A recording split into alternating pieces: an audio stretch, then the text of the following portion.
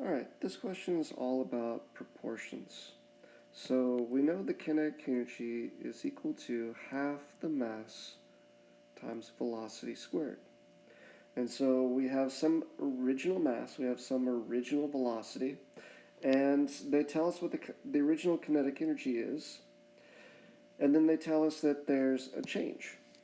And so my change is that the speed, the velocity, increases by 7 times.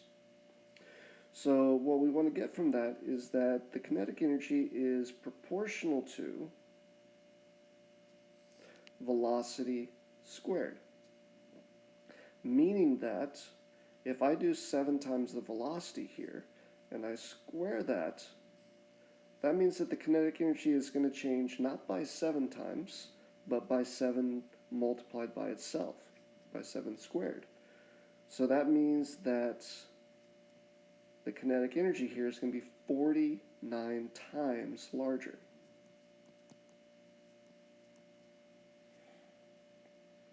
So, if I want to solve for this, for my final kinetic energy, that's going to be whatever the original was.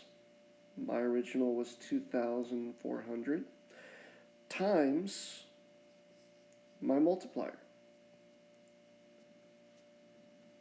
And so my final kinetic energy in this situation is going to be 117,600.